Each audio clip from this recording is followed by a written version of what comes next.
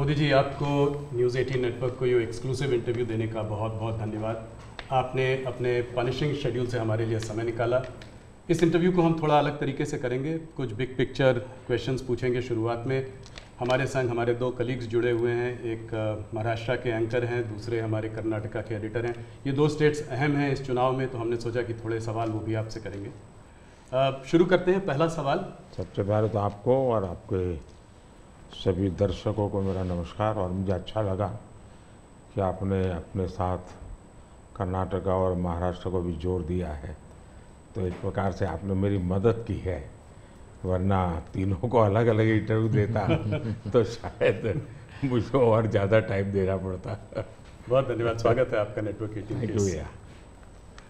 पहला सवाल मोदी जी, हम लोग पूरे देश का भ्रमण कर रहे हैं, इधर उधर जा रहे हैं। हम लोग साउथ में थे, बिहार गए और भी महाराष्ट्र में भी थे। तो हर जगह ये देखा गया है कि चाहे विपक्ष से बात करें, चाहे आपके उम्मीदवारों से बात करें, लोग कहते हैं कि जब मोदी जी यहाँ आएंगे तो सब कुछ बदल जाएगा। अभी कुछ नहीं कह सकते, मोदी जी आएंगे तो हो सकता है स्वीप हो जाए, हो सकता है सीट निकल जाए। तो क्या 2024 के इस चुनाव को हम नरेंद्र मोदी पर एक रेफरेंडम की तरह देख सकते हैं, जनमत संग्रह की तरह देख सकते हैं? अब ये तो सारा खेल मीडिया के लोगों का होता है, किस समय किस प्रकार से एनालिसिस करना। लेकिन मैं इतना कहूँगा कि मैं कोई चुनाव के समय काम करने वाली सरकार नहीं चलाता हूँ। आप मेरा 10 साल का रिकॉर्ड देखेंगे तो एवरेज फ्राइडे, सैटरडे, संडे मैं हिंदुस्तान के किसी न किसी कोने में गया हूँ, जनता के बीच में रहा हूँ, और इसलिए मेरा जाना निरंतर चलता रहता है। और चुनाव में मैं मानता हूँ कि लोकतंत्र का उत्सव ऐसा है कि सभी राजनीतिक दलों का कर्तव्य है कि ज़्यादा से ज़्यादा लोगों के बीच जाएं, जाकर के एक प्रकार से प्रशिक्षण का काम होना चाहिए, संवाद होना चाहिए, विचार विमर्श होना चाहिए।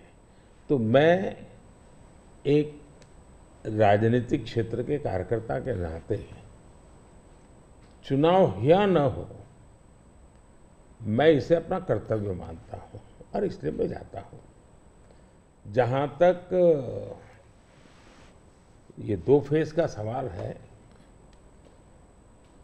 मैंने ऐसा जन समर्थन बहुत कम चुनावों में देखा है जो मैं इस बार देख रहा हूँ।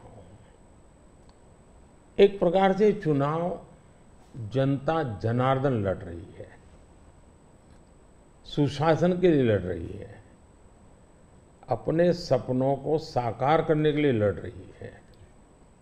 ऐसा मुझे लगता है, शायद मैं तो शायद एक निमित्त हूँ।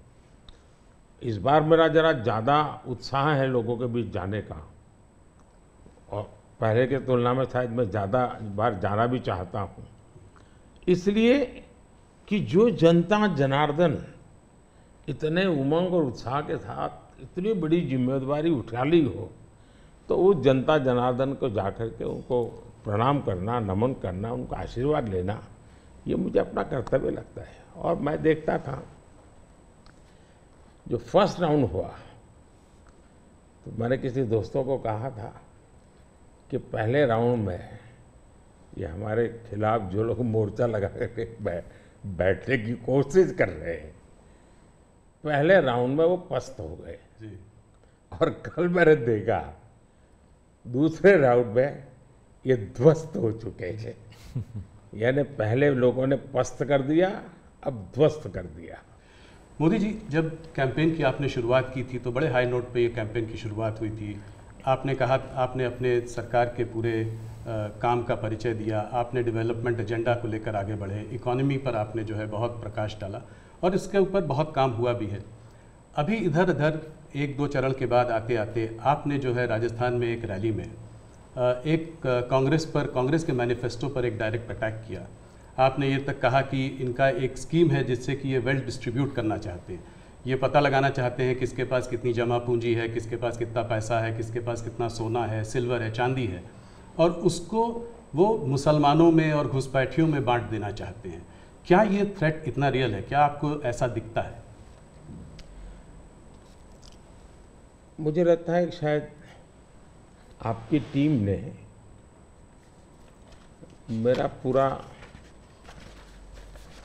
कैंपेन को ट्रैक नहीं किया है, या शायद विकास की बहुत सी बातें ऐसी होती हैं जिसको शायद टीआरपी के हिसाब से बैठता नहीं होगा। लेकिन आपने देखा होगा कि मेरा पूरा इलेक्शन कैंपेन दो चीजों पर केंद्रित है। एक, हमने समाज कल्याण को लिए, लोक कल्याण के लिए क्या काम किए, और सबसे बड़ा फर्क है और सरकारों में ये सरकार में, वो ये है कि लास्ट माइल डिलीवरी ये हमारी विशेषता है। नीतियाँ तो कोई सरकारें बनाती है, कोई सरकार बुरा करने के लिए तो आती नहीं है, अच्छा करना चाहती है।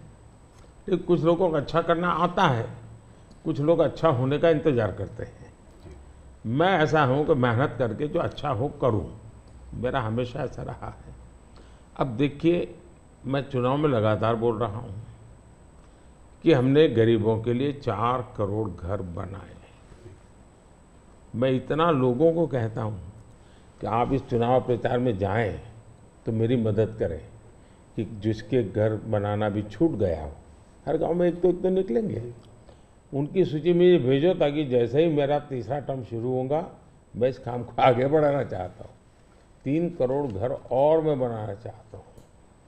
अब आयुष्मान भारत योजना दुनिया की सबसे बड़ी health insurance and health assurance की स्कीम है ये जी। 55 करोड़ लोगों को इलाज का भरोसा कि भाई अब आपको मोदी है, मोदी की सरकार है, 5 लाख रुपए तक का खर्च होगा, संभाल लेंगे। इस बार हमने मैनिफेस्टो में कहा है कि किसी भी वर्ग का, किसी भी समाज का, किसी भी बैकग्राउंड का व्यक्ति क्यों न हो, जिस भी परिवार में 70 से ऊपर की आयु के जो भी व्यक्ति होंगे, पुरुष स्त्री सब, उन सबको हम ये 5 लाख रुपए तक मुफ्त इलाज की सुविधा देंगे। इस बार हमने मैनिफेस्टो में ये भी कहा है कि जो आशा वर्कर हैं, आंगनवाड़ी वर्कर हैं, उनको हम इसका बेनिफिट देंगे। ट्रांसजेंडर जितने भी हैं, किसी भी आयु के क्यों न हो, हम उनको ये बेनिफिट देंगे। तो ये बात हम लोगों को बताते हैं। अब आप देखिए जी, हमारे देश में बैंकों का राष्ट्रीयकरण हुआ, ये जो मिलकर जब्त करने के खेल चल रहे हैं ना जी, पहले कर चुके हैं जी। सारी बैंकें प्राइवेट थी, लूट लिया रातों रात, गरीबों के नाम पे लूटा गया। लेकिन हमारे देश की बैंकें खस्ता हाल हो गई। आधे से अधिक आबादी ऐसी थी कि गरीबों के नाम बैंक तो लिया, लेकिन बैंक खाता नहीं था।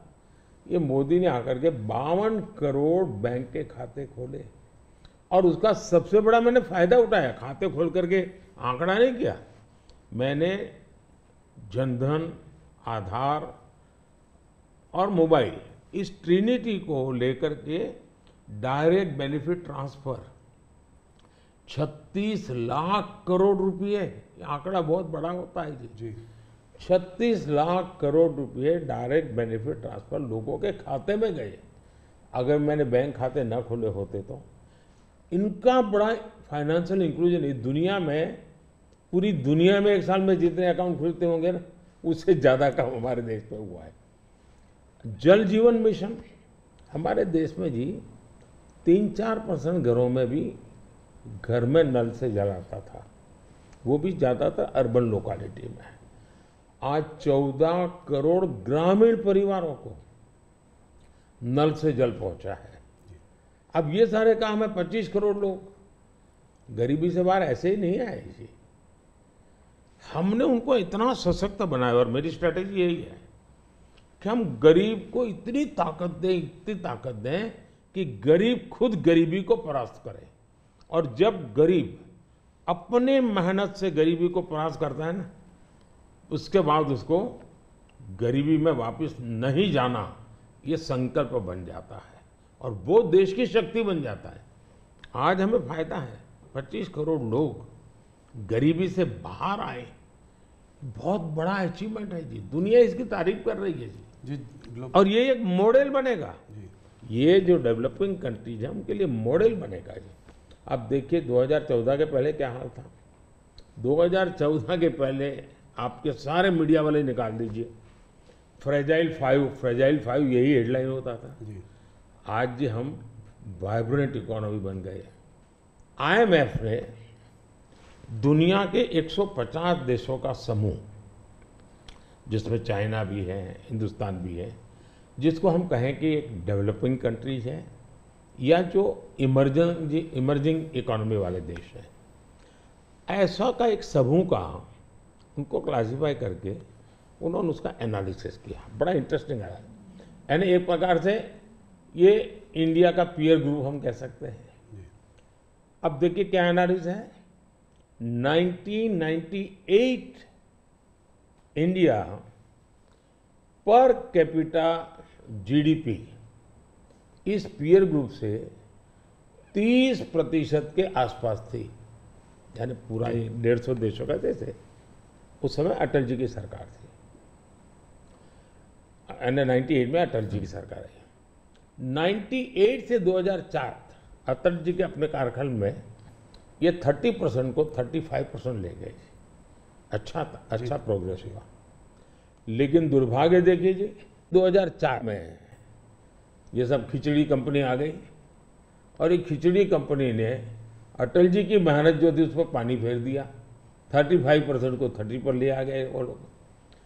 यानी इन सारी कंट्रीज ने भारत से ज्यादा अच्छा परफॉर्म किया और हमने बुरा किया।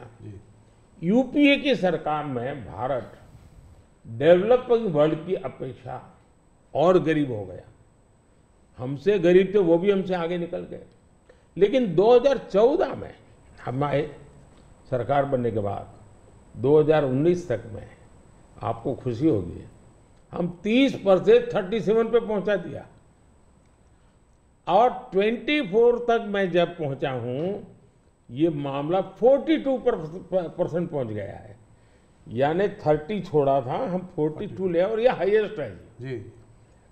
यानी हमारी इनकम दुनिया के और देशों की अपेक्षा बहुत तेजी से बढ़ी है। अगर आप 10 साल के कालखंड में इन्फ्लेशन को भी ले, जो महंगाई की इतनी चर्चा करते हैं ना, तो ये 10 साल सबसे कम इन्फ्लेशन वाला कालखंड रहा है। ये मैं इतना सारा जो कहता हूं और हकीकत के आधार पर कहता हूं, कठोर परिश्रम करने के बाद अचीव किया है जी। पूरी सरकार को मोबिलाइज किया है और लक्ष्य को पार करने के लिए जी जान से जुड़ गए हैं। उसके बावजूद भी मोदी क्या कहता है? मोदी तो कहता है ये तो ट्रेलर है, मुझे तो और आगे जाना है और नई नई आकांक्षाएं और मैं बहुत तेजी से बढ़ना चाहता हूं देश को लेकर के। और कांग्रेस का जहां तक मैनिफेस्टो है, कोई मुझे बताए क्या चुनाव के अंदर पॉलिटिकल पार्टियों के मैनिफेस्टो ये कोई शोपीस के लिए होते हैं क्या? सचमुच में तो मीडिया का काम है कि हर एक पॉलिटिकल पार्टी के मैनिफेस्टो की बारीकी से जांच पड़ताल करे। मैं इंतजार कर रहा था कि मीडिया करे। पहले दिन मैंने एक कमेंट तो कर दिया था जी, मैं कोई आज कर नहीं रहा जी, कि भाई मुझे मैनिफेस्टो देख करके लगता है कि इस पर पूरी तरह मुस्लिम लीग की छाप है। तो मुझे लगा कि मीडिया चौंक जाएगा, जो एनालिसिस करने वाले चौंक जाएंगे, लेकिन पता नहीं अब उनकी व्यस्तता कुछ और है। मैनिफेस्टो में उनकी तरफ से जो परोसा गया उतना ही गुड़ी उछालते रहे। फिर मुझे लगता भी ये तो इकोसिस्टम का बड़ा मिलीबग लगता है। अब मुझे सच्चाई लेकर जाना पड़ेगा। मैंने काफी 10 दिन इंतजार किया कि देश इस मैनिफेस्टो में जो बुराइयां हैं उसको कोई न कोई, क्योंकि निष्पक्ष तरीके से आता है तो अच्छा है, आखिरकार मुझे मजबूरन ये सच्चाइयाँ लेकर के आनी पड़ी। आप देखिए साहब, अब उनके एक महाशय ने अमेरिका में इंटरव्यू दे दिया जी, इनहेरिटेंस टैक्स पर। तो इनहेरिटेंस टैक्स की बात ले आए, 55% टैक्स आपकी प्रॉपर्टी। अब मैं विकास और विरासत की बात कर रहा हूँ, ये विरासत को लूटने की बात करते हैं। तो मैं और वेल्थ रिडिस्ट्रीब्यूशन की बात करते हैं, और उनके आज तक का इतिहास है, वो करेंगे क्या? तो फिर मेरी जिम्मेवारी, मेरी रिस्पॉन्सिबिलिटी है कि मैं देशवासियों को बताऊं कि भाई ये इस दिशा में ले जा रहे हैं। अब आप तय कीजिए, जाना न जाना जनता जनार्दन का हक है, लेकिन मेरा दायित्व बनता है कि तथ्य के आधार पर, तर्क के आधार पर, उनकी हकीकतों के आधार पर मुझे बताना चाहिए, वो मैं बता रहा हूँ। सैम पिट्रोडा जी ने जो है इनहेरिटेंस टैक्स की बात की, जो हम लोगों की जमा पूंजी है, जब हम अपने लोग पूरा बचाते हैं अपने फैमिली के लिए, जब हम उसको अपने आने वाली जनरेशन को देंगे तो उस पर भी टैक्स लगेगा, और ये टैक्स बहुत बड़ा टैक्स हो सकता है। तो क्या आप कहेंगे कि बीजेपी अगर आएगी तो इस टैक्स को कभी नहीं लागू करेगी? भारतीय जनता पार्टी क्या करेगी, हमारे मैनिफेस्टो में साफ हमने लिख करके लाए हुए। अब उन्होंने कहीं सगुफा छोड़ दिया तो मैं भी वो झंडा लेके घूमूंगा, ये सवाल आपके मन में कैसे आ जाता है? भारतीय जनता पार्टी की विचारधारा साफ है जी। हम अपनी विचारधारा के आधार पर कार्यक्रमों को लेकर के, मैनिफेस्टो को लेकर के देश के सामने जाते हैं। कृपा करके ऐसे महाशयों के विचारों को हम पर मत थोपिए भाई। मोदी जी, राहुल गांधी ने एक बात और कही है, वो कहते हैं कि जब वो सरकार अगर उनकी आएगी तो वो एक नेशनल एक्सरे कराएंगे। इसी से जुड़ा सवाल है, इसीलिए मैं पूछना चाह रहा हूँ, एक नेशनल एक्सरे कराएंगे।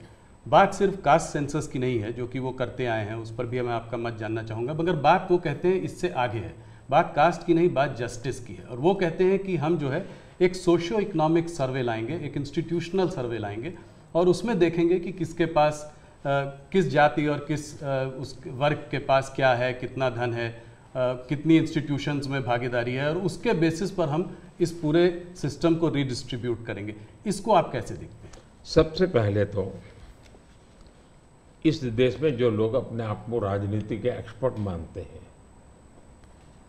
जो लोग देश के उतार चढ़ाव को बड़ी बारीकी से अध्ययन करते हैं, सबसे पहले उनका दायित्व है कि वो ऐसे लोगों को पूछे कि जिस परिस्थितियों का वर्णन आप कर रहे हो, अगर ये सही है तो 50, 60, 65 साल तो आपने राज किया भाई, ये मुसीबत के जो जन्मदाता आप हो, और आपने अब तक ये बर्बादी लाई क्यों? पहले उनका जवाब मांगो भाई, नंबर 1। नंबर 2, एक्सरे का मतलब क्या है जी? मतलब हर परिवार में जाना, घर घर छापा मारना, अगर किसी अनाज के डिब्बे में किसी महिला ने अपने गहने छपा के रखे हैं, उसको भी एक्सरे किया जाएगा, उनके गहने ले लिए जाएंगे, जमीनों का हिसाब किताब किया जाएगा, और फिर उसको रिडिस्ट्रीब्यूट करेंगे। ये दुनिया में एक माओवादी विचार ने सब किया हुआ है, दुनिया बर्बाद हो चुकी है जी। ये पूरी तरह अर्बन नक्सल उस सोच का सीधा सीधा प्रगटीकरण है, और इसलिए मैनिफेस्टो आने के 10 दिन तक बाद भी ये जो जमात आए दिन लिखापट्टी करती है ना, वो चुप रही, उनके प्रोटेक्शन में चुप रही है। तब मिलके मेरी जिम्मेवारी बन जाती है कि देश को जगाना कि भाई देखिए आपको लूटने की ये तरकीब हो रही है। और दूसरा पार्ट है, डॉक्टर मनमोहन सिंह जी वगैरह, उन्होंने हर बार कहा है कि भाई जो भी संपत्ति होगी इस पर पहला अधिकार किसका होगा। तो हिसाब किताब बहुत साफ है, वो क्या करना चाहते हैं।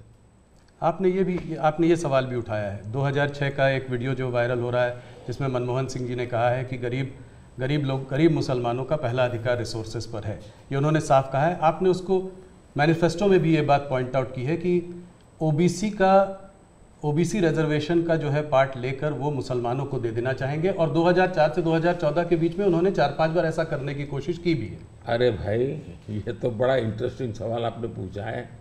जरा मेरा जवाब लंबा हो जाएगा, लेकिन जरूर। देश के लिए मुझे बताना पड़ेगा। बताइए। आप कांग्रेस का इतिहास देख लीजिए। 90 के दशक से ये मांग उठी है देश में। समाज का एक बहुत बड़ा तबका है जिसको लगता था कि हमारे लिए कुछ होना चाहिए, उसके लिए आंदोलन हुए हैं। 90 से पहले कांग्रेस ने पूरी तरह इस बात को खारिज कर दिया, उसका विरोध किया, उसको दबाने की कोशिश की है। यानी 90 के पहले का उनका दशक है। फिर उनको जितनी भी कमीशन बने, जितनी कमेटियां बनाई, उसके भी रिपोर्ट्स ओबीसी के विचार के पक्ष में आने लगे।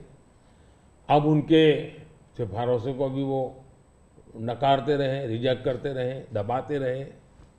90 के दशक में उनको लगा कि भाई अब इसको जरा उनकी वोट बैंक की राजनीति के अनुसार उसको टर्न दिया जाए। उन्होंने पहला पाप किया क्या, 90s के दशक में कर्नाटका में उन्होंने धर्म के आधार पर, आपको याद होगा, कर्नाटका में उन्होंने धर्म के आधार पर मुसलमानों को ओबीसी घोषित कर दिया। यानी देश के ओबीसी को नकारना, उस विचार को दबाना, उस विचार को रिजेक्ट करना, लेकिन राजनीति खातर मुसलमानों को ओबीसी घोषित कर देना। केंद्र से कांग्रेस गई, 2004 तक ये प्लान ठप रहा, उनका इरादा पक्का नहीं हुआ। 2004 में वो फिर आए, तो आते ही आंध्र में मुस्लिम को ओबीसी कोटा ये देना तय कर लिया। मामला कोर्ट में जाके उलझ गया। अब ओबीसी के 27% जो आरक्षण मिला हुआ है, भारत के संसद ने दिया है, संविधान के मूलभूत भावना के प्रकाश में दिया है। 27% शहद लगाने की उन्होंने तैयारी कर दी, डाका डालने की कोशिश की। 2006 में नेशनल डेवलपमेंट काउंसिल की मीटिंग हुई थी, एनडीसी की। मनमोहन जी के बयान पर बहुत बड़ा हंगामा हो गया। 2 साल कांग्रेस पूरी चुप रही। 2009 के घोषणा पत्र में फिर से इसका जिक्र किया। 2011 में कैबिनेट नोट है इसका, 2011 के कैबिनेट नोट में ओबीसी के 27% हिस्सा डाका डाल करके उसमें से मुसलमानों को दे देना उन्होंने तय किया जी। 2012 यूपी चुनाव में भी उन्होंने इसकी एक असफल कोशिश की, फायदा नहीं हुआ। 2012 आंध्र हाईकोर्ट ने इसको रिजेक्ट कर दिया, रद्द कर दिया, कानूनी जजमेंट आ गया। एससी में गए, सुप्रीम कोर्ट में गए, वहां भी उनको कोई रिलीफ नहीं मिला। 2014 के घोषणा पत्र में भी धर्म के आधार पर आरक्षण की बात कही है, जबकि हिंदुस्तान का संविधान जब बना तब तो कोई आरएसएस वाले, बीजेपी वाले संविधान सभा में नहीं थे।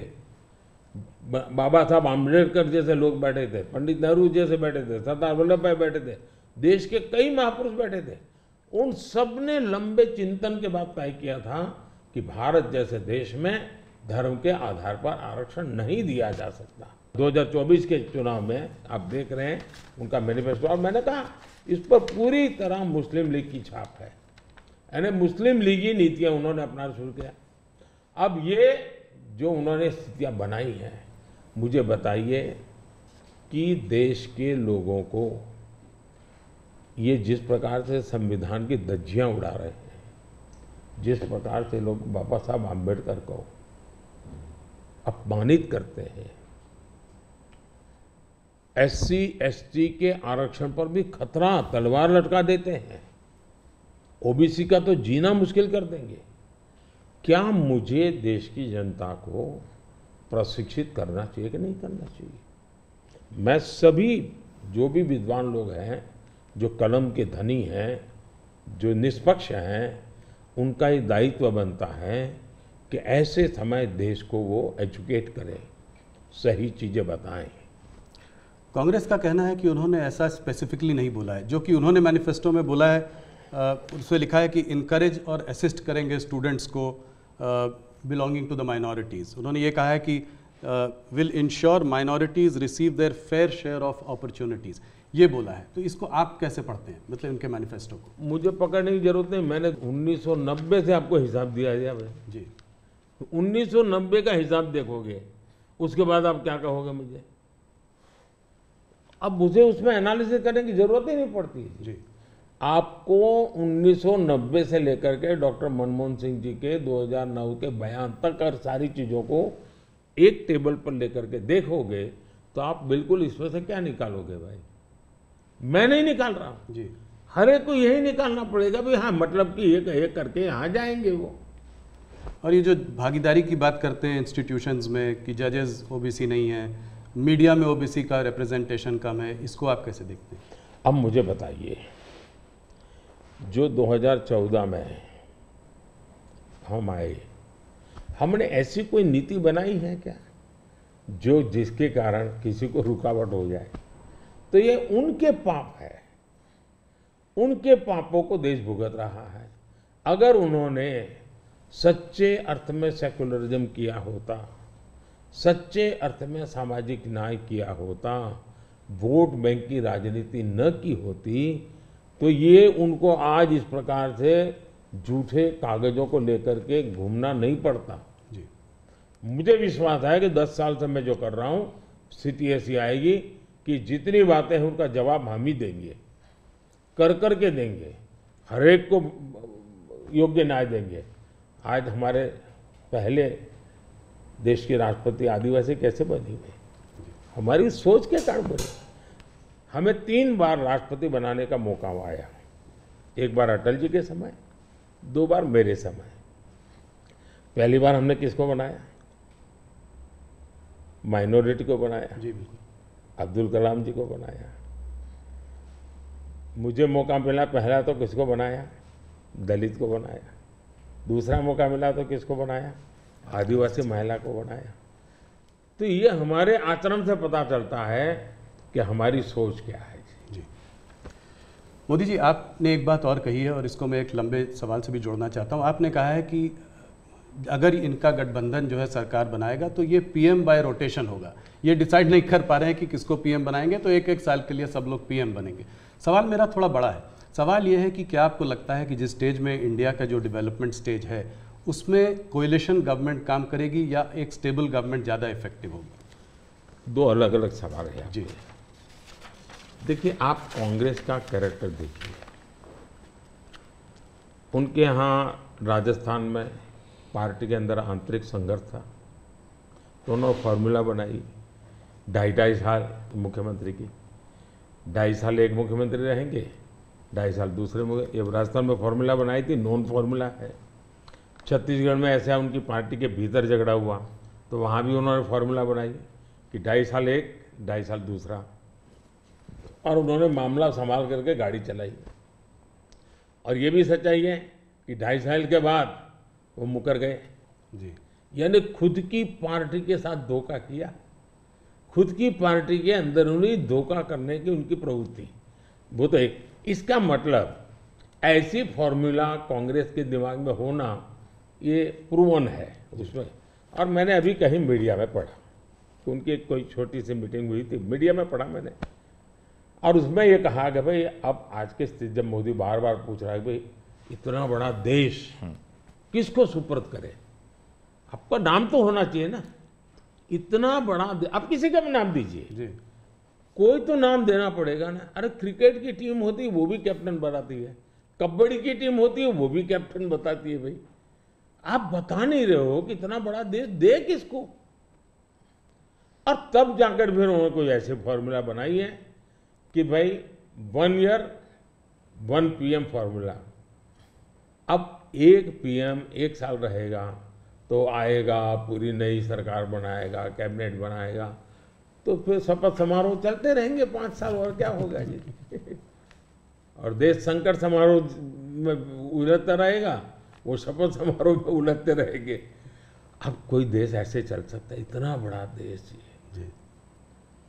देश ने 30 साल तक अस्थिरता देखी है, मिलीजुली सरकारों का दौर देखा है, आज दुनिया में भारत के प्रति विश्वास बढ़ा है, उसका कारण भारत के 140 करोड़ लोगों ने एक स्थिर, मजबूत, स्पष्ट बहुमत वाली सरकार बनाई। तो कोई भी भरोसा करेगा भाई हाँ जी इस सरकार के पास मैंडेट है, मिलीजुली सरकार पर कोई भरोसा ही नहीं करता है। और इतना बड़ा देश ऐसे थोड़ा चल सकता है। लेकिन आज देश की राजनीति ऐसी है कि कोई एक पार्टी कितने ही बहुमत से क्यों न जीते, उसने रीजनल एस्पिरेशंस को ऑनर करना ही होगा। और इसलिए हमें पूर्ण बहुमत मिला, फिर भी हम सरकार एनडीए की बनाते हैं, एनडीए के साथियों को लेकर के बनाते, क्योंकि एक पार्टी को पूर्ण बहुमत मिलने के बाद भी देश के राजनीतिक उज्जवल भविष्य के लिए, देश के लोगों के एस्पिरेशंस के लिए, रीजनल एस्पिरेशंस को उतना ही रिस्पेक्ट देना चाहिए, उतना ही हिस्सा देना चाहिए। और ये कैरेक्टर एनडीए ने डेवलप किया है, भारतीय जनता पार्टी ने करके दिखाया है। आपने रीजनल एस्पिरेशंस की बात की तो उसकी बात हम लोग करेंगे। एक सवाल और जिससे पहले कि उस पर आते हैं, ऑपोजिशन की सारी पार्टीज, राहुल गांधी, कांग्रेस, सब ये कहते हैं कि मोदी जी ये जो है मैच फिक्सिंग कर रहे हैं इस चुनाव पर। उन्होंने कहा है कि ईडी, सीबीआई और ईवीएम के बिना आप चुनाव नहीं जीत सकते। क्या कहेंगे आप? ईवीएम का जवाब तो देश की सुप्रीम कोर्ट ने दे दिया है। और 2014 में इनके पास ईडी थी, इनके पास सीबीआई थी, तो हार क्यों गए भाई? मेरे होम मिनिस्टर तक को जेल में डाल दिया था, तो हार क्यों गए वो? अगर ईडी सीबीआई से चुनाव जीते जाते तो ईडी सीबीआई का काम तो इतने सालों तक कांग्रेस ने किया है, वो जीत जाते हैं जी। और इतना बड़ा देश एक म्यूनसिपैलिटी का चुनाव फिक्स नहीं कर सकते हो भाई, जरा करके देखो। ये संभव होता है क्या फिक्सिंग? क्या क्या दुनिया को मूर्ख बना। लेकिन दुख इस बात का है कि ऐसी बातें करने वालों को आप मीडिया के लोग उनको पूछने के बजाय हमको पूछते हो। मोदी जी थोड़ा सा लेकिन इसमें एक बात चौकस है जी, मैं मानता हूं पिछले कई दिनों से इंडिया अलायंस के लोग इतने निराश हो चुके, इतने निराश हो चुके हैं कि अभी उनको बहाने ढूंढना बहुत जरूरी बन गया है। क्योंकि पराजय के बाद भी लोगों के सामने जाने के लिए उनको इसलिए मैं समझता हूँ शायद वो अभी से ये सारे तर्क ढूंढ रहे हैं कि पराजय के तर्क क्या होंगे, शायद उसी की उनकी इंटरनल एक्सरसाइज है ये।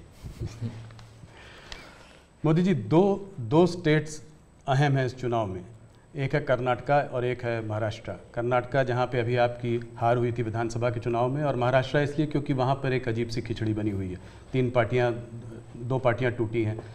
मेरे दो साथी मेरे साथ हैं। सबसे पहले शुरुआत करते हैं कर्नाटका से। तो हरिप्रसाद जी जो हमारे वहाँ के एडिटर हैं वो आपसे कुछ सवाल पूछना चाहते हैं। हरिप्रसाद जी स्वागत है आपका। ಕರ್ನಾಟಕದಲ್ಲಿ ನೇಹಾ ಹಿರೇಮಠ್ ಮರ್ಡರ್ ಕೇಸ್ ಭಾಳ ಚರ್ಚೆ ಆಗ್ತಾ ಇದೆ. Neha killed inside the campus by Fayaz. Even JP Nadda ji rushed to her house. आप क्या सोच रहे हैं, ये अभी ये फोकस शिफ्ट हो रहा है क्या? कर्नाटक का चुनाव का फोकस ऐसे इश्यूज को शिफ्ट हो रहा है? देखिए, नड्डा जी का कार्यक्रम वहाँ चल रहा था और इतनी बड़ी घटना घटी थी, और ऐसी चीज़ों में हमें वो किस दल के थे, वो कांग्रेस के थे, उसकी बेटी की हत्या हो गई तो हमारा क्या, ये हमारे संस्कार नहीं है, न ही हमारी सोच है, और एक मानवीय संवेदना का विषय है। और मैं मानता हूँ कि अच्छा हुआ अध्यक्ष जी ने इतनी चुनाव की आपाधापी में भी उनके सांत्वना देने का प्रयास किया है। ये पूरी तरह मानवीय व्यवहार है। मैं भी अब मैं बताता हूँ कि शायद कौन सा चुनाव है मुझे याद नहीं है, लेकिन राहुल जी का कहीं पर हवाई जहाज में कुछ गड़बड़ हुआ तो मुझे पता चला, तो मैंने तुरंत उनको फ़ोन किया। मैंने कहा भाई आपको कुछ दिक्कत हुई है, क्या हुआ है? ये हमारा कर्तव्य बनता है। मैं गुजरात का मुख्यमंत्री था और दमन में मैडम सोनिया जी, फिर हमारे अहमद पटेल साहब, वो सारे लोग, उनका हेलीकॉप्टर एकदम से क्रैश कर गया। मुझे पता चला, मैंने तुरंत फ़ोन किया। मैंने कहा मैं यहाँ से आपको एयर एम्बुलेंस भेजता हूँ। तो अहमद भाई ने मुझे कहा नहीं, अभी बिल्कुल हम लोग सलामत हैं, ये बात ठीक है, हेलीकॉप्टर को नुकसान हुआ है लेकिन हमें कुछ तकलीफ नहीं हुई है। एक बार सोनिया जी काशी गई थी इलेक्शन कैंपेन में और वहाँ उनको तबीयत एकदम ख़राब हो गई, तो मैंने तुरंत यहाँ से सबको भेजा। मैंने कहा भाई देखो क्या मामला है, या तो हवाई जहाज दो उनको। तो ये एक तो मेरे संस्कार भी हैं और मैं मानता हूँ कि ये राजनीति से परे होते हैं चीज़ें। तो मेरे लिए किसी भी परिवार में आपत्ति आ जाए, ये हमारा राजनीति से ऊपर उठ करके ही व्यवहार होना चाहिए। So regarding the guarantee schemes, in Karnataka, Congress promised 5 guarantees, and they, after coming to power, they delivered that one. They, as per their promise, they are delivering that one. Now, whereas in BJP is more, in the last election you lost there, only 66 seats you were able to win there, BJP able to win there. Now again Yediyurappa जी का leadership और उसका बेटा का leadership में ज़्यादा focus हो रहा है। इसका वजह से थोड़ा सा बीजेपी के अंदर भी कुछ लोग नाराज भी है उधर। वो एक्चुअली आपका मन में कर्नाटका में अभी बीजेपी कितना सीट जीत सकते हैं, क्या है आपका? नंबर 1, यस, कर्नाटका की जनता पश्चाताप कर रही है कि हमने इतनी बड़ी गलती कर दी, इनको बिठा दिया।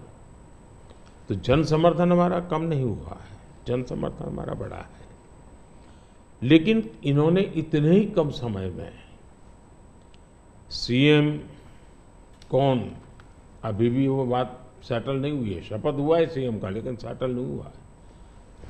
अपने आप को सीएम मानने वाले लोग बहुत है उसमें। अब कानून व्यवस्था देखिए, चरमरा गई है, बम ब्लास्ट हो रहे हैं, हत्याएं हो रही हैं, आर्थिक स्थिति पूरी तरह कंगालियत की स्थिति में है। वादे तो बड़े बड़े कर दिए उन्होंने और फिर टैग लगाए, ऐसा होगा तो ये मिलेगा, वैसा होगा तो नहीं मिलेगा। मतलब आप जनता के साथ धोखा भी कर रहे हो। जब हमने कहा कि भाई हम इन लोगों को आयुष्मान कार्ड देंगे, मतलब देंगे, फिर इफ्स एंड बट लगा करके उसमें बेईमानी नहीं करनी चाहिए। अभी जब हमने कहा कि हम 70 साल से ऊपर के किसी भी वर्ग के व्यक्ति होंगे, इनको आयुष्मान कार्ड देंगे, मतलब देंगे। आप में ये हिम्मत होनी चाहिए। उन्होंने किसानों की जो योजना थी वो रद्द कर दी, किसान सम्मान निधि। कोई कारण नहीं है इस प्रकार से करने का। अब आप कोई सोच सकता है जब बेंगलुरु दुनिया में हमारा बहुत बड़ा देश की इज्जत बढ़ाने में बेंगलुरु का बहुत बड़ा रोल है। दुनिया में जब जाते हैं ना तो बेंगलुरु कहते ही ऐसा लगता है वो जैसा परिचित है। टेक हब के रूप में जाना जाता था, आपने देखते ही देखते इसको टैंकर हब बना दिया और टैंकर में भी माफियाशाही चल रही है।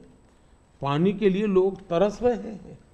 अगर ये जो हालत उन्होंने कर दी है, अब युवाओं के स्कॉलरशिप आपने संख्या भी कर दी, अमाउंट भी कम कर दी, यानी एक के बाद एक आपने ऐसे नेगेटिव काम किए हैं। जिन मुद्दों को लेकर के वोट मांगा उन मुद्दों को आप वोट दे नहीं पा रहे हैं। अच्छा, डेप्यूटी सीएम वो अपने भाई के लिए वोट मांग रहे हैं और वो खुद सीएम बन सके इसलिए सब खेल खेल रहे हैं। वो सीएम से हटे इसके लिए भी खेल खेले जा रहे हैं। जहां तक भारतीय जनता पार्टी का सवाल है, हम टीम स्पिरिट से काम करने वाले लोग हैं। भले मेरी टीम ने मोदी को आगे किया, लेकिन मेरी पूरी टीम काम कर रही है जी।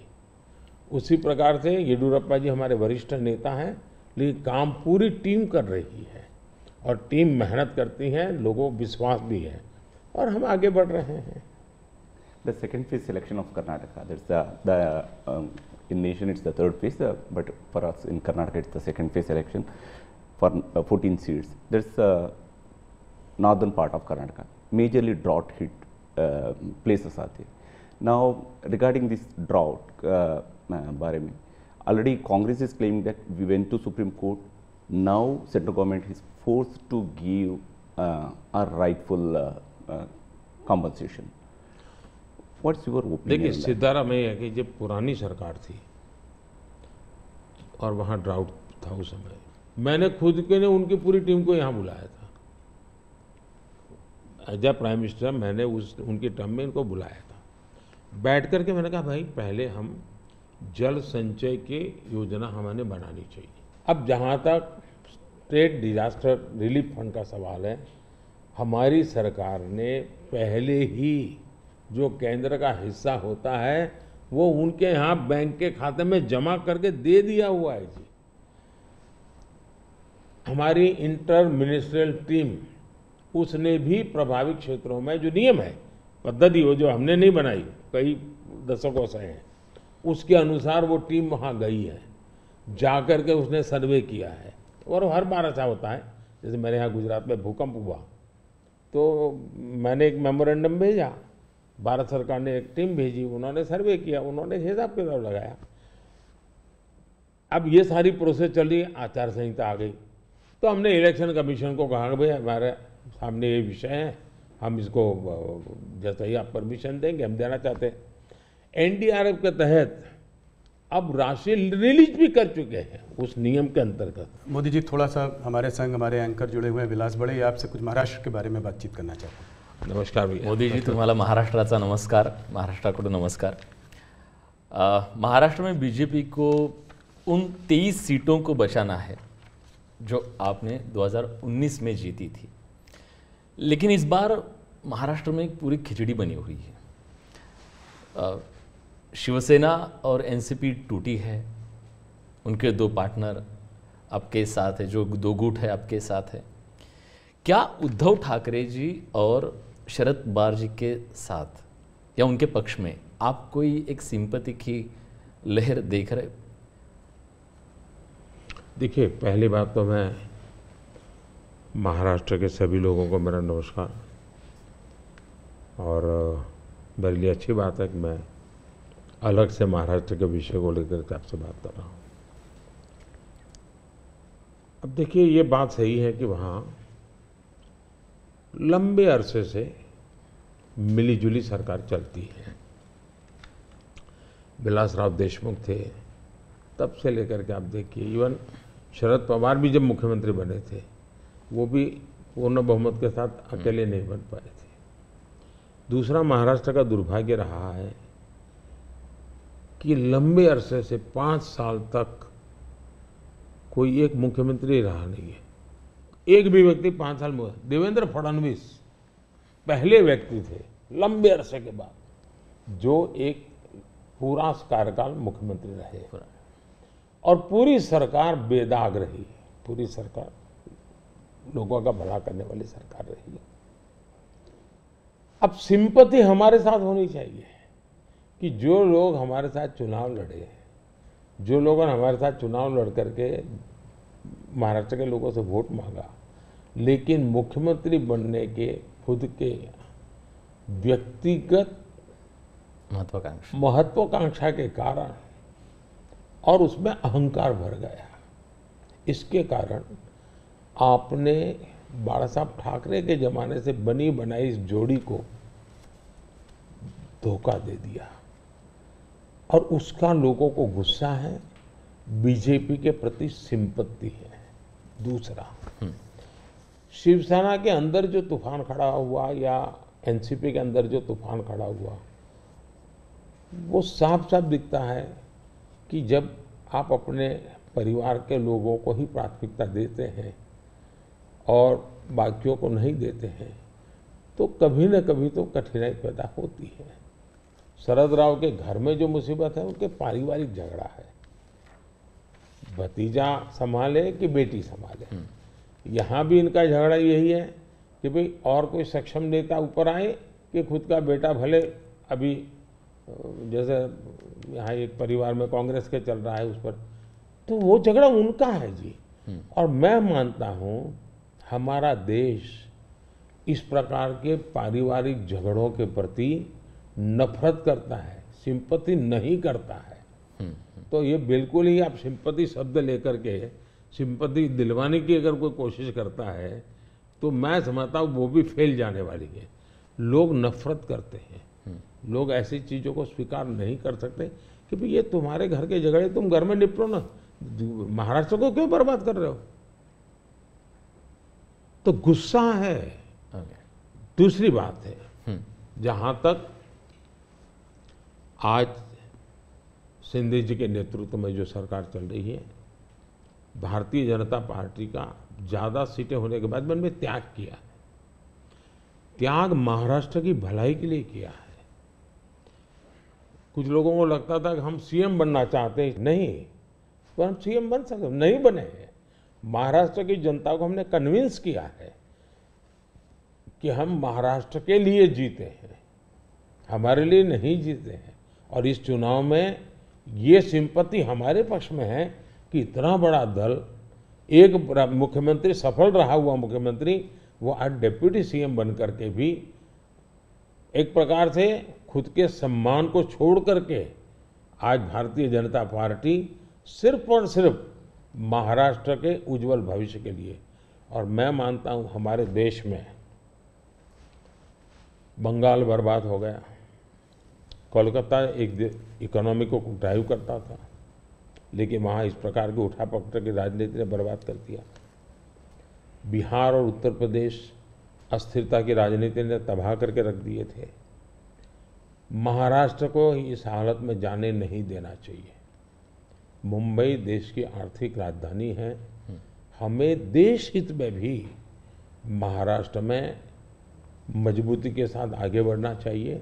और ये बात हम महाराष्ट्र की जनता को समझा रहे हैं, उनको कन्वे कर रहे हैं, और महाराष्ट्र की जनता बहुत पॉजिटिव रिस्पॉन्स दे रही है जी। ओके। महाराष्ट्र में बीजेपी, शिवसेना और एनसीपी की महायुति बनी है, लेकिन इस चुनाव में आखिरी समय तक सीटों की खींचातान बहुत चल रही है। अभी तक टिकट का वितरण भी बहुत जगह पे नहीं हुआ है। ये महायुति पर एक बड़ा सवाल नहीं है खड़ा करता? मुझे लगता है ये जो पहले दो वाक्य बोले ना, उसके सिवाय बाकी सब जो बता रहे वो उन लोगों का प्रॉब्लम है। वहाँ सीटें तय नहीं हो पा रही हैं, वहाँ निर्णय नहीं हो पा रहा है, वहाँ पैरेलल चुनाव लड़े जा रहे हैं। इस बाजू तो ऐसा ही नहीं, जो चल पड़े हैं लोग, मिलजुल करके सीटें तय कर करके चल पड़े हैं जी, और वेल इन एडवांस कर दिया है। शिवसेना, बीजेपी और एनसीपी, ये तीनों ने इसको कर लिया है। सामने जो नकली पार्टियों का मेला मिलाप है वहां नहीं हो पा रहा है जी, उल्टा है। कितनी सीटें देखते हैं आप महाराष्ट्र में? पिछली बार 41 आई थी, इसलिए पूछ रहा हूँ सवाल। हम बहुत ताकत के साथ आगे बढ़ रहे हैं, वोट भी बढ़ेगा, सीट भी बढ़ेगी। सर, 2017 में आप ही की सरकार ने शरद पवार जी को पद्म विभूषण दिया था, जो देश का सेकेंड हाईएस्ट सिविलियन ऑनर है।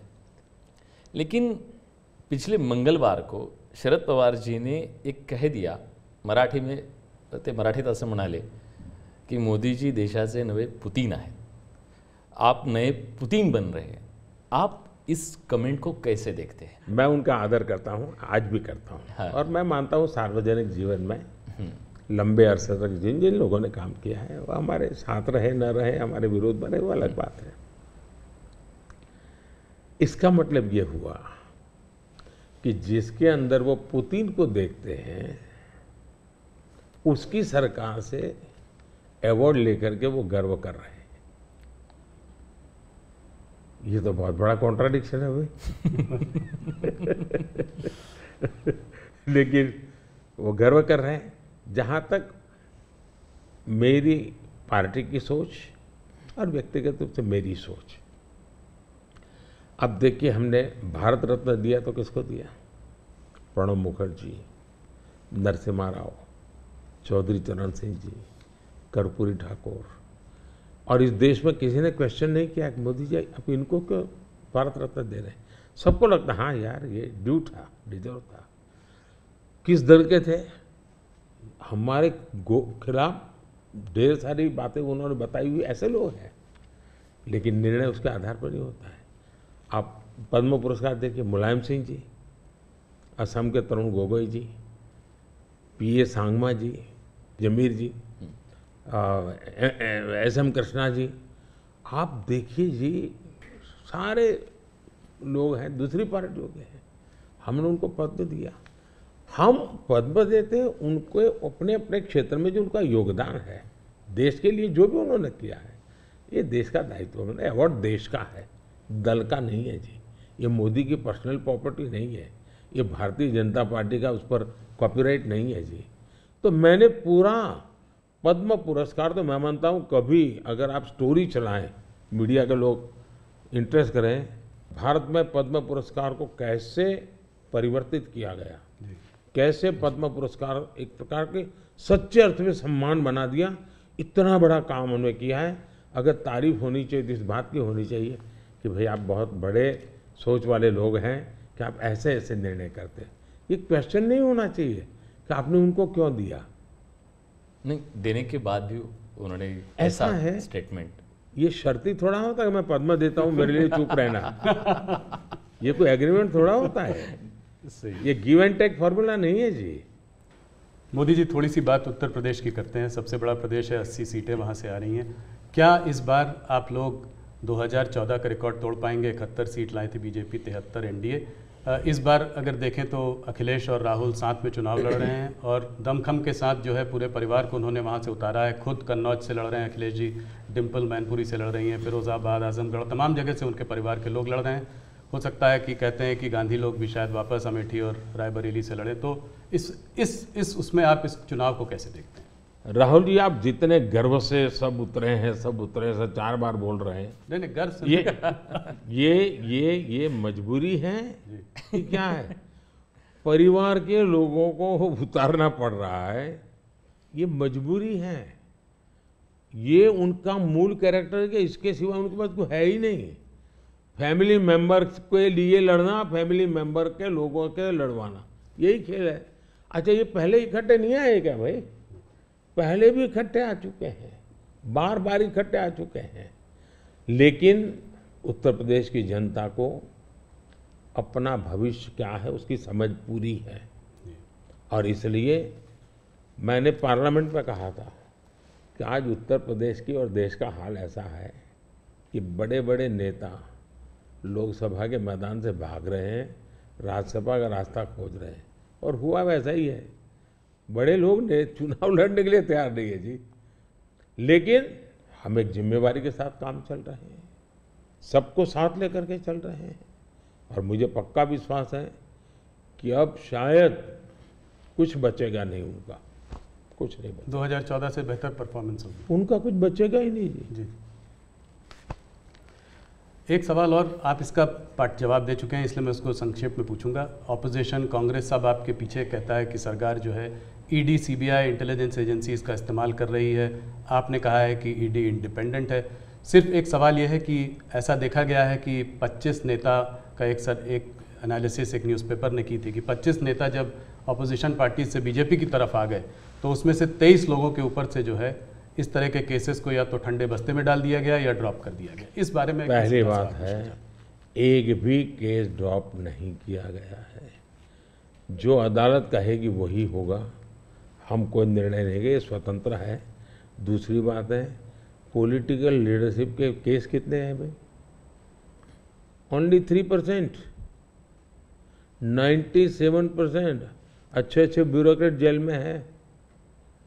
आखिर के संस्था का जन्म क्यों हुआ है भाई?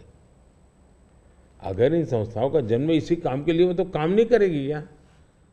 और अदालत इतनी बड़ी है जी, किसी को जमानत नहीं दे रही है अदालत, तो अदालत देखती होगी ना भाई। और भ्रष्टाचार के मामले में हम कम से कम उसको लाइट न ले जी। सचमुच में देश में चर्चा होनी चाहिए कि पहले एक जमाना ऐसा था आपको आरोप लगता था ना तो भी हल जाते थे। आज गुनाह सिद्ध हो चुका, सजा हो चुकी है, फिर भी आप हाथ ऊंचा कर करके फोटो निकलवा रहे हो। आप भ्रष्टाचार का महिमा मंडन कर रहे हो। इस देश में ये आलोचना का विषय होना चाहिए। भ्रष्टाचार को न्यू नॉर्मल के रूप में ट्रीट नहीं करना चाहिए, वरना इस देश का बहुत नुकसान होगा जी। ये सवाल बीजेपी और अदर्स का वाला नहीं है। देश के लिए ठीक नहीं है कि आप इसको न्यू नॉर्मल बना दें। और मैं देख रहा हूँ धीरे धीरे धीरे ऐसा वातावरण बनाया जा रहा है, हाँ ठीक है यार वो तो चलता रहता है। यही तो देश, गरीब आदमी मर रहा है जी। हमने कैसे भी करके इससे देश को मुक्त करना चाहिए, रिजॉल्व होना चाहिए कंट्री का, वो नहीं हो रहा है जी। और मैं तो मानता हूँ कि भाई देखिए, मैं जो कोशिश कर रहा हूँ, एक सिस्टम को पॉलिसी ड्रिवन बनाओ, टेक्नोलॉजी को भरपूर लाओ। आज हमने, पहले एक प्रधानमंत्री कहते थे 1 रुपया जाता है 15 पैसे पहुँचता है जी।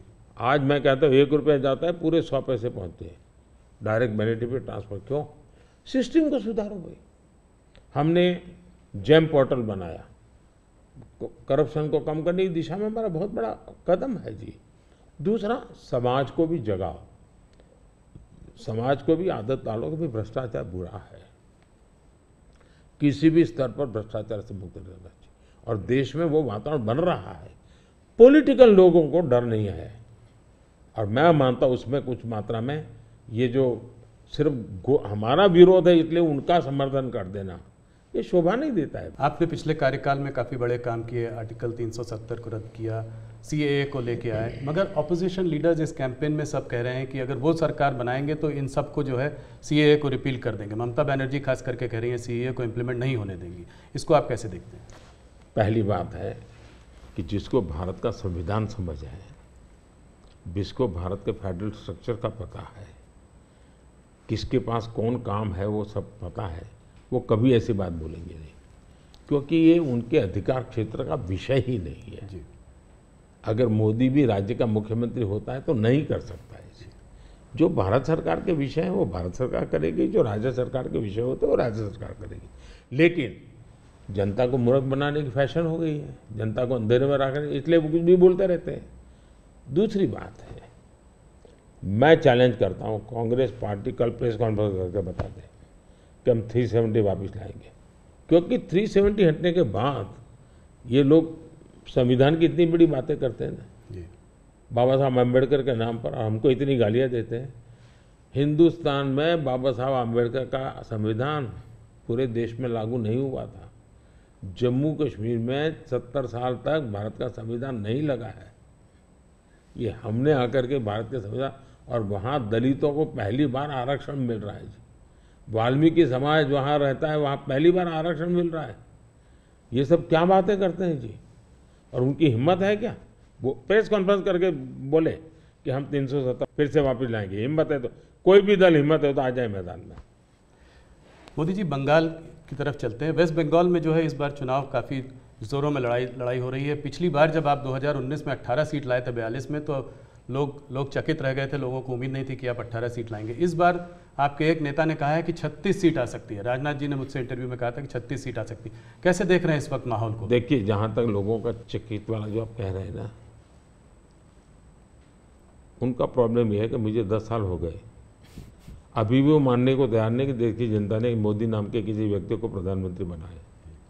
तो ऐसी एक जमात है जो देश के मैंडेट को स्वीकार करने को तैयार नहीं है जी। अब हकीकत है भाई कि देश की जनता हमको समर्थन दे रही है। आपने हिसाब लगाया था नहीं होगा नहीं होगा, वो तो आपकी गलती थी जी। हमारे तो लोगों के साथ संपर्क है। मैं मालदा में था, मैंने जी, मैं हैरान था कितना बड़ा जबरदस्त वहाँ माहौल था जी। अब जनता जनार्दन का विश्वास बन रहा है कि देश में एक स्थिर मजबूत सरकार है। बंगाल में भी उसका परिणाम अच्छे मिले, और टीएमसी के शासन में महिलाओं पर जो अत्याचार हो रहे हैं, संदेश खाली की जो घटना है, पूरे देश को हिला दिया है जी। और उसका गुस्सा निकलना ही निकलना है मतदान में। आखिर जनता के पास तो मताधिकार है, उससे से अपना गुस्सा निकालेंगे जी। तो गुस्सा निकलना है, बहुत स्वाभाविक है। आपने देखा होगा नोटों के ढेर, क्या कभी आपके टीवी वालों ने इतने सारे नोटों के ढेर कभी पकड़े गए देखा था? पिछले कुछ सालों में आप लगातार 50 करोड़ के ढेर, 300 करोड़ के ढेर, 250 करोड़ के ढेर, 200 करोड़ के ढेर, देश चौंक गया है जी। आप कितना इसको दबाने की कोशिश करो, लेकिन देश के दिल दिमाग में स्थिर हो चुका है कि ये लूटने वाले लोग हैं। तो इस बार जीत और बड़ी होगी। बिल्कुल क्लीन स्वीप कर रहे हैं। उड़ीसा को कैसे देखते हैं? उड़ीसा में आपने जो है बीजेडी का साथ छोड़ा। भारतीय जनता पार्टी वहाँ अलग रही है। बीजेडी ने मुद्दों के आधार पर समर्थन केंद्र में हमारा समर्थन किया था, मुद्दों के आधार पर। जी। और ऐसे बहुत से दल हैं जो मुद्दों के आधार पर हमें समर्थन देते रहे हैं। तो बीजेडी का हमारा नाता हो रहा, राज्य के अंदर हम बिल्कुल, उड़ीसा की पूरी अस्मिता खत्म हो रही भाई। उड़ीसा की अस्मिता संकट में है। उड़िया लैंग्वेज वो खतरे में आ रही है। और मैं नहीं मानता कि उड़िया के लोग अब ये लंबे अरसे तक इसको सहन कर सके। इतने संसाधन है जी। आज उड़ीसा देश का रिचेस्ट स्टेट बन सकता था जी, रिचेस्ट स्टेट, लेकिन क्या हालत बना के रखी है। तो अब उड़ीसा के सामान्य मानवी के अंदर एस्पिरेशंस है जी।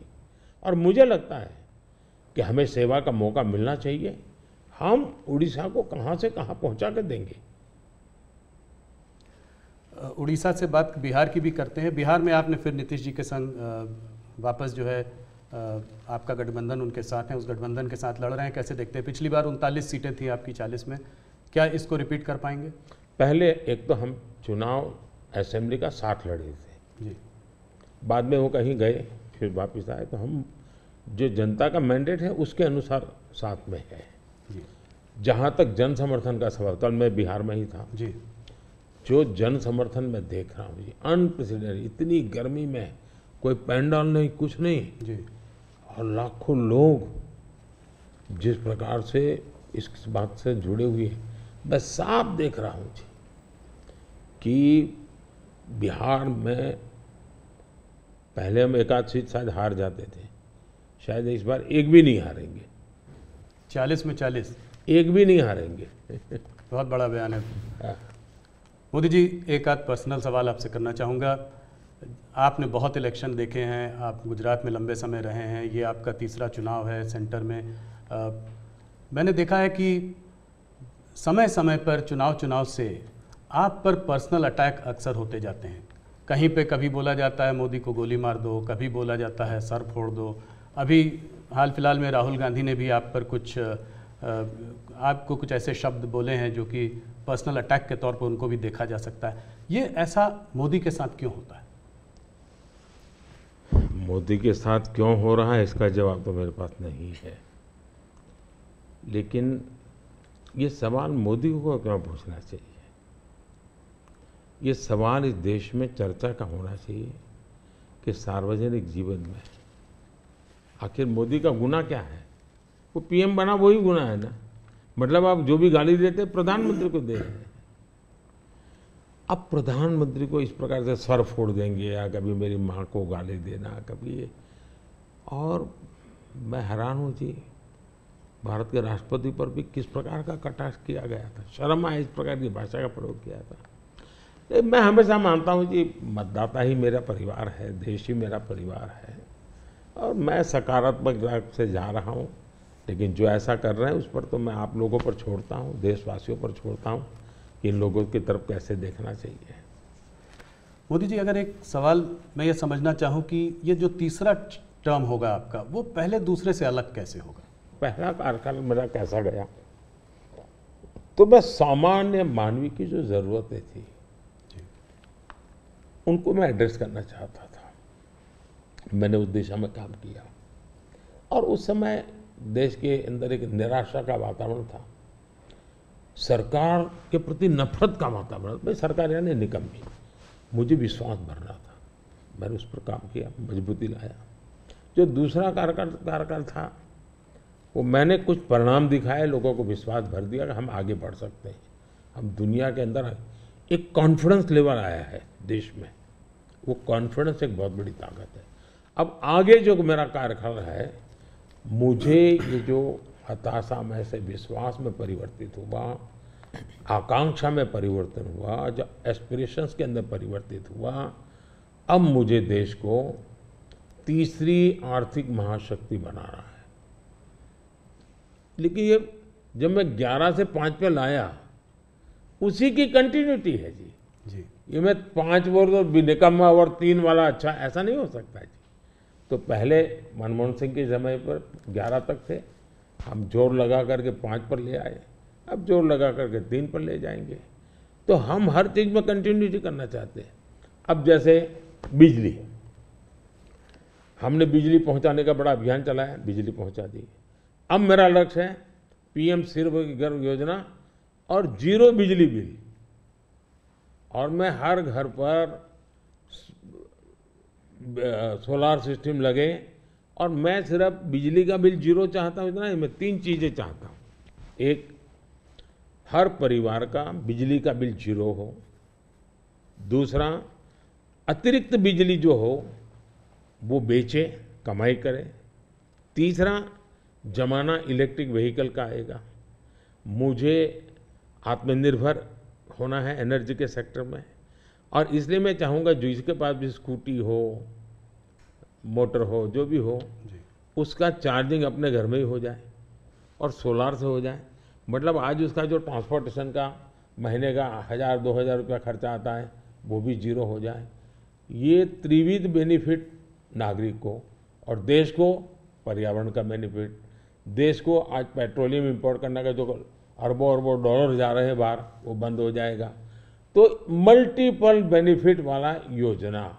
अब जैसे स्टार्टअप हब, मैन्युफैक्चरिंग हब बनाना है मुझे, इनोवेशन हब बनाना है, यानी मैं एक बिल्कुल नए एरिया पर देश को ले जाना चाहता हूँ, और बड़े कॉन्फिडेंस का, और विजन मेरा क्लियर है, मुझे कोई दुविधा नहीं। मेरे पास तय है नेक्स्ट 100 डेज में, 4 जून के बाद 100 डेज में मुझे क्या काम करना है, अभी से मेरे पास क्लियर है। 5 साल में क्या करना है, क्लियर है। 2047 में विकसित भारत बने, क्लियर है। इसलिए मैं कहता हूँ 24/7 फॉर 2047, ये मेरा मिजाज है। इस पर अलग से एक चर्चा करनी पड़ेगी आपको हमारे ग्रुप के साथ। आज विलास मुझसे सुबह एक सवाल पूछ रहे थे, मैंने कहा आप मोदी जी से खुद ही पूछना डायरेक्ट। आपने आपकी पूरी यात्रा में बहुत सारी कठिनाई का सामना किया है। ऐसी हालत में भी आप टफ डिसीजन लेते हैं, ये कैसा कर पाते हैं? देखिए, मैं टफ डिसीजन वगैरह नहीं लेता हूँ जी, मैं सही डिसीजन लेता हूँ। कोई टफ डिसीजन होता नहीं, सही होते हैं। किसी को टफ लगे, किसी को ना लगे, ऐसा हो सकता है। लेकिन फिर भी मैं सोचता हूँ कि ये सब कैसे होता है। जैसा अचरज आपको होता है, मुझे भी होता है कि मोदी ये कैसे करता है। फिर मैं सोचता हूँ नहीं, शायद परमात्मा ने ही मुझे इस काम के लिए भेजा हुआ है। मुझसे जो कुछ भी है वो कोई ईश्वरीय शक्ति करवा रही है, और वो ईश्वरीय शक्ति, ईश्वरीय प्रेरणा से मैं करता रहता हूँ। ये कोई परमात्मा की देन है, परमात्मा ने मुझसे कुछ काम लेना तय किया है, किसी पर्पज के लिए परमात्मा ने मुझे भेजा है। और इसलिए मैं ये जो बाकी तूफान चल रहा है उससे बहुत परे रहता हूँ। लेकिन इस तूफान में शांत कैसे रहते हैं? वही, मैं उससे परे रहता हूँ। मुझे शायद परमात्मा ने यही राह दिखाई है कि तुम उन चीज़ों में मत उलझो, तुझे कोई बड़ा काम करना है, तुम अपने काम में लगे रहो। तो परमात्मा का निर्देश है, परमात्मा की इच्छा है, परमात्मा की योजना है, और शायद ये उसी का मैं एक निमित्त हूँ, कुछ नहीं हूँ। इसी से जुड़ा सवाल था कि आपको हम लोग देखते हैं, हमको आपका शेड्यूल मिलता है, आप इतना ट्रैवल कर रहे हैं, दिन में 5, 4, 6 रैली, वो भी कोई इस प्रदेश में तो कोई दूर दूसरे प्रदेश में। तो इस सब में आप फिट कैसे रहते हैं? कौन सी ऐसी शक्ति है जो आपको ये दृढ़ संकल्प दे रही है आगे बढ़ने का? पहली बात तो मैंने कहा ना कि ये मैं नहीं कर रहा हूँ जी, ये ईश्वर ने तय किया हुआ है। ईश्वर ने मुझे शायद इसी काम के लिए भेजा है। क्योंकि मैं जिस परिवार में पैदा हुआ हूँ जी, मेरी माँ ने कुछ पढ़ी लिखी नहीं थी, उसे स्कूल नहीं देखा था, मेरा कोई पॉलिटिकल बैकग्राउंड नहीं है, और इतना बड़ा देश, इतना काम ईश्वर नहीं करेगा तो कौन करेगा। और मेरे लिए दो ईश्वर हैं, एक जिसको हम देख नहीं पाते हैं और दूसरे वो जो जनता जनार्दन है। मैं जनता जनार्दन को भी ईश्वर का ही रूप मानता हूँ, और दूसरा परमात्मा के प्रति मेरी अपार श्रद्धा है। शायद परमात्मा ने मुझे इस काम के लिए भेजा है, जनता जनार्दन ने आशीर्वाद दिया है, शक्ति दी है। जहाँ तक मैं काम क्यों कर पाता हूँ, मैं मेरे लिए जीता नहीं हूँ, न मैं मेरे लिए जन्मा हूँ।